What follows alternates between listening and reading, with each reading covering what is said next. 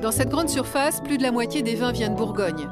Des bouteilles choisies par le directeur lui-même. À la propriété, c'est un amateur, mais avec des prix qu'il veut raisonnables. Sur le générique, on doit démarrer sur du rouge, on doit démarrer autour des 6-7 € pour monter jusqu'à du 10 €. Les génériques, c'est-à-dire le bas de la gamme, les bouteilles sur lesquelles figure le mot Bourgogne sans nom de village. À titre de comparaison, dans le rayon à côté, il y a les vins d'autres vignobles. Les entrées de gamme en Côtes-du-Rhône, on est sur plus près de 2 €.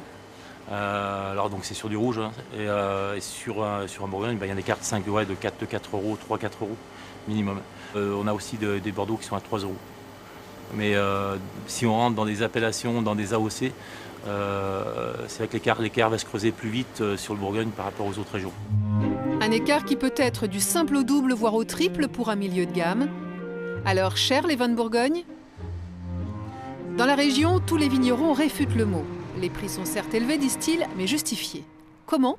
C'est ce que nous avons demandé à un responsable d'une grande maison de vin de Côte d'Or. Chaque pampre a potentiellement une voire deux inflorescences. Donc si je lèche toutes ces grappes, et si l'inflorescence passe bien, je vais avoir une quantité de grappes trop forte. On fait ce qu'on appelle les bourgeonnages. Les bourgeonnages, c'est retirer des contre-bourgeons qui ont poussé. Si on les laisse faire, eh bien, on aura trop de rendement, on aura un entassement. Au niveau des maladies, ça ne sera pas une bonne chose. Seule solution, les couper. La tâche est simple et rapide, mais répétée pour chaque cep. Et en Bourgogne, les plantations sont denses, 10 000 pieds à l'hectare. C'est le double, voire le triple d'autres vignobles. Le travail y prend donc 2 à 3 fois plus de temps. Surtout qu'ici, en plus, les parcelles sont toutes petites. Plus une parcelle est petite, avec des rangs courts, plus ça demande du temps. Ça fait un surcoût par rapport à une grande propriété d'un seul tenant. Et puis vous rentrez dans un rang et vous arrivez au bout du rang 10 minutes après. Voilà. Et plus on monte dans la hiérarchie des vins de Bourgogne, plus les charges s'accumulent.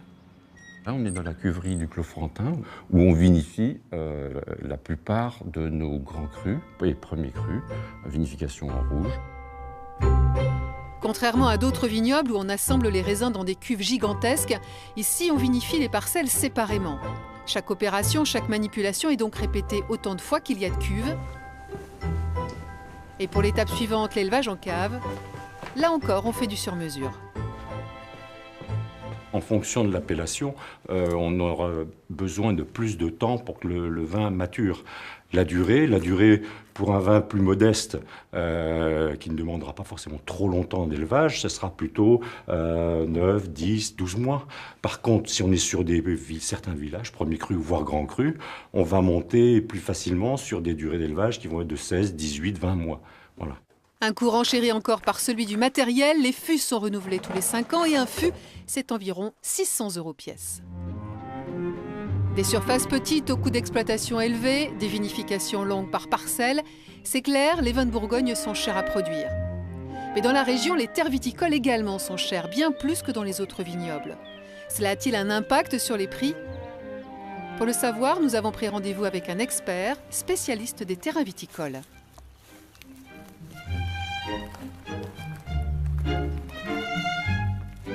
On va d'abord arriver sur la parcelle pour en faire le tour, la définir avec ces éléments qui sont à la fois un terroir, une exposition, mais aussi un végétal. Et donc on va vérifier l'état du végétal, on va vérifier aussi le mode de travail du vigneron. Donc c'est un ensemble d'éléments qu'on va vérifier qui participent à la valorisation technique de la parcelle. Olivier Fichet, lui, est vigneron. Avec l'aide de Sébastien Jacquemont, il vient de racheter cette parcelle qu'il est en train de planter. C'est une nouvelle plantation sur un terroir qui s'appelle la Cra. Et qui va donner dans combien de temps? Premier petit rapport de raisin en 2017. Et ensuite, vraiment une vraie production? Une vraie production de qualité par rapport au terroir, une dizaine d'années, 10-15 ans. Cette parcelle lui a coûté 10 000 € l'hectare. C'est cher pour une terre en friche dans ce coin de Bourgogne, mais c'est calculé car le vigneron sait déjà ce qu'il va en faire. C'est un peu un challenge, c'est vrai, de pouvoir valoriser aussi nos bouteilles par rapport à cette qualité de terroir. Et notre objectif, c'est de faire des cuvées haut de gamme dans ces terroirs-là.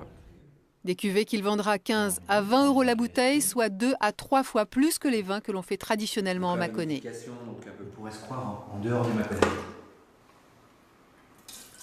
Très intéressant.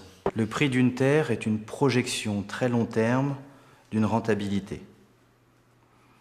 Donc si les prix sont très chers, c'est que des personnes font le pari de vendre des bouteilles encore plus chères demain. C'est d'abord le prix des vins qui fait le prix des terres. Le prix des terres n'influe donc pas directement sur celui des vins. Pourtant, dans un même village, un même niveau d'appellation, l'un vendra son vin quelques dizaines d'euros, son voisin en tirera quelques centaines d'euros.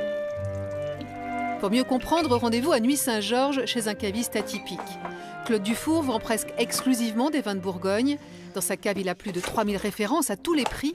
Mais c'est avec les plus chers qu'il a le plus de problèmes. On a à peu près un tiers des domaines où la production sur ces dernières années était inférieure à la demande. Donc on est obligé de limiter les quantités pour chaque client. Ça peut être 1, 2, 3 bouteilles, mais généralement pas davantage. Car ces vins combinent qualité, quantité et prestige. La notoriété du domaine est en effet déterminante dans le prix. Un élément qu'Hugues Cortot connaît bien. Il est commissaire-priseur et organise 3 à 4 fois par an des ventes aux enchères de vin avec l'aide d'un expert. 1500 à 3000 bouteilles sont proposées chaque fois à la vente, souvent de belles bouteilles, mais toutes n'atteindront pas des sommets. Là, on est sur du Chevalier Montrachet, donc un des plus grands vins qu'on puisse trouver en vin blanc. À quel prix vous pourriez espérer le vendre ? 93, c'est un petit millésime, et le château de Puligny ne fait pas partie des producteurs les plus cotés, donc on va être autour de 100 € la bouteille. Il y a un certain nombre de critères qui rentrent en ligne de compte, comme l'appellation, l'état de la bouteille. Il faut que l'étiquette soit en bon état. Donc, beaucoup de critères à analyser, sans oublier le millésime qui est très important, et le domaine qui, pour la Bourgogne, est un critère principal, puisque vous avez des écarts pour une même appellation qui peuvent aller de 1 à 5 d'un domaine à l'autre. Une amplitude encore accrue quand le domaine est encensé par un guide ou une revue spécialisée, ou lorsque le vin est entouré d'une certaine légende. Le meilleur exemple, c'est bien entendu Henri Jaillet, parce qu'il a toujours refusé les effets de mode, parce qu'il a toujours fait du bon vin à toutes les époques de la Bourgogne, a une réputation qui perdure bien au-delà de sa mort et de la fin de ses vinifications. Ces bouteilles sont véritablement les plus spéculatives du marché. Certaines ont en effet dépassé les 10 000 € pièce lors de certaines ventes aux enchères. Là, on paye le prix de la rareté, mais de la vraie rareté. C'est comment avoir un vin de 89 ou de 90 d'Henri Jaillet. Aujourd'hui, c'est quasiment impossible si on n'y met pas effectivement une fortune. Mais ils sont nombreux aujourd'hui partout dans le monde à pouvoir se les offrir, ces vins d'exception. Comme celui produit ici, le plus connu et le plus cher au monde, la Romanée Conti. Comptez 4 000 € pour un millésime récent, mais il n'y a que 5 000 bouteilles par an. Un produit de luxe, même pour la Bourgogne.